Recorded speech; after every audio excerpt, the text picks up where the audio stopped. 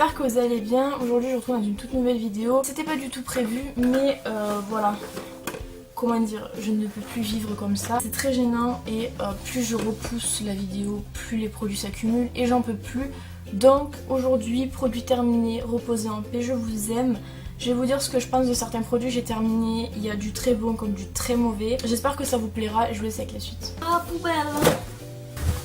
Mon meilleur ami pour les vidéos produits terminés. Je t'aime. Bon, je commence avec un démaquillant de chez Bourjois, un démaquillant yeux doux. Il est bien, vraiment, seulement moi, les démaquillants pour moi c'est à peu près tous les mêmes.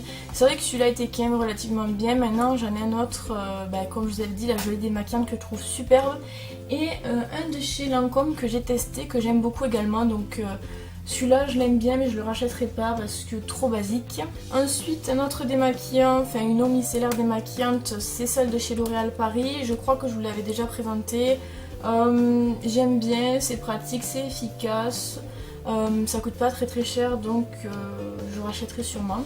Un nettoyant exfoliant que j'ai enfin réussi à terminer, donc c'est le Visibly Clear Gel Nettoyant Exfoliant au pamplemousse rose qui est sorti il y a je ne sais combien d'années. En fait dès qu'il est sorti je l'ai acheté et puis je l'ai plus jamais utilisé, l'odeur sent très bon seulement je trouve pas forcément qu'il ait un effet spécial qu'un autre exfoliant n'aurait pas en fait. Je trouve qu'il est basique et je le rachèterai pas parce que voilà, j'ai pas vu d'amélioration au niveau de mon grain de peau, anti-spot, de réduire les imperfections, je suis pas vraiment d'accord.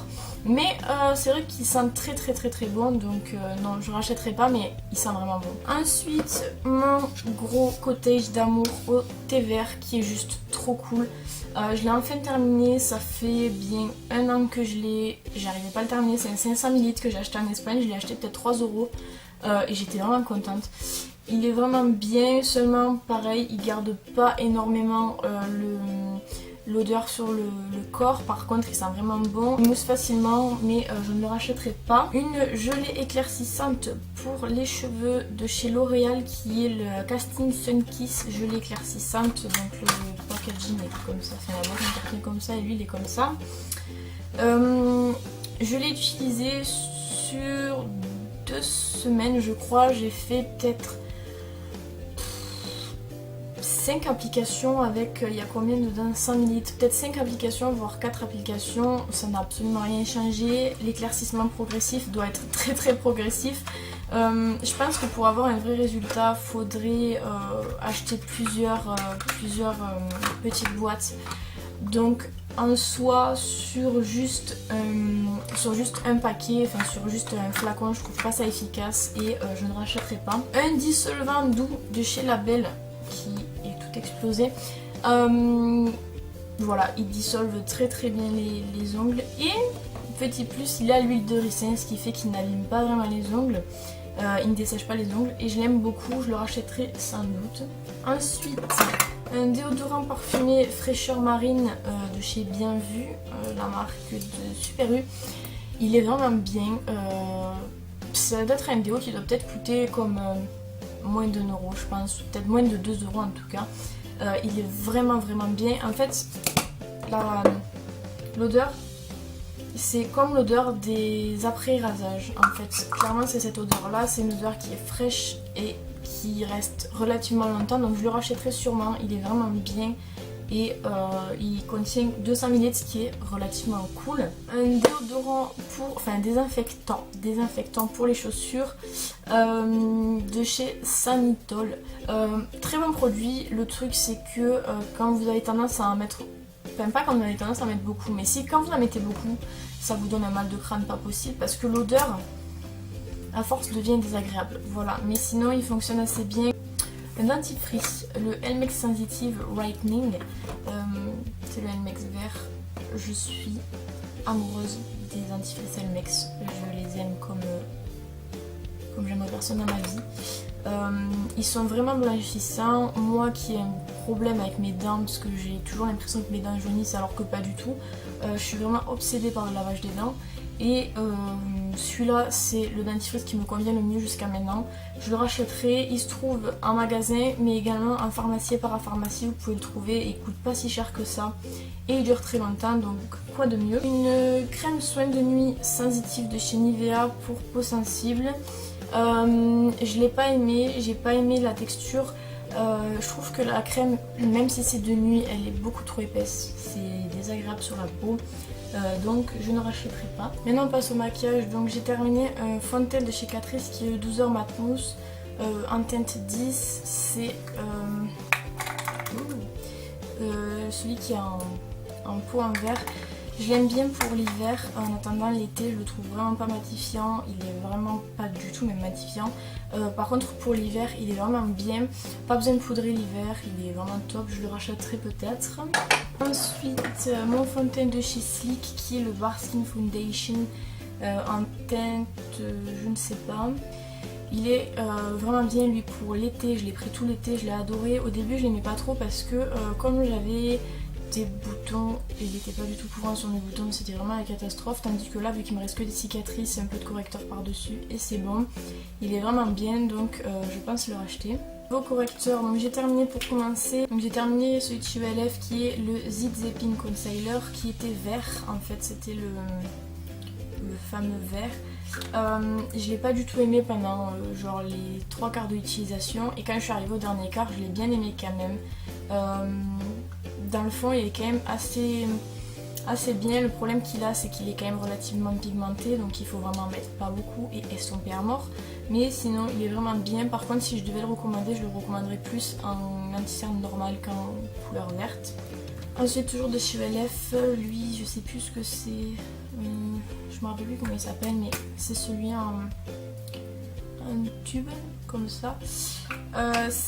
Je l'aime bien, seulement c'est pas du tout pratique en fait à utiliser pour attraper au fond, c'est très compliqué en fait. Vous voyez, moi il m'en reste encore, mais impossible de l'attraper quoi. Donc du coup je préfère le jeter vu que ça fait un moment que je l'ai.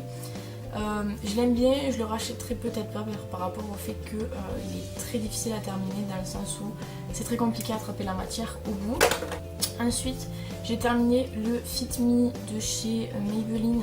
C'est un de mes correcteurs favoris parce que il est pas trop compact et pas trop liquide. Il a une certaine couvrance qui est quand même relativement adaptable à la couvrance que vous voulez en fait, et il est vraiment bien. Par contre c'est vraiment un chien parce que tout au bout il me reste encore du produit, mais j'arrive pas à l'attraper puisque le pinceau est beaucoup trop court. Voilà, mais je l'aime bien quand même. Voilà, je le rachèterai sûrement. Et un dernier, le effaceur longue tenue de chez Lancôme que j'avais pas en échantillon, enfin si en échantillon on va dire, avec mon mascara, je me rappelle plus comment il s'appelle. Lui je l'ai adoré. De base, la vendeuse m'avait dit que c'était une base, et je sais pas, moi je l'ai utilisé comme une base normale pendant peut-être 1 à 2 semaines, et je me suis rendu compte que c'était un anti-cerne. Pourquoi elle m'a menti? En anti-cerne il est vraiment bien. Par contre je connais pas le prix de la chose en version normale, mais à mon avis ça doit être relativement cher, ce qui fait que c'est un peu dommage et que je l'achèterai pas du coup. Mais si vous avez l'occasion de le tester, un petit échantillon gratuit, faites-le parce qu'il est vraiment bien. Ensuite niveau poudre, j'en ai terminé 2 cet été parce que je sais pas comment ça se fait, ça m'énerve. J'ai terminé la Stay Matte de Rimmel que j'ai acheté avant de partir. C'est celle qui est comme ça, en teinte 02.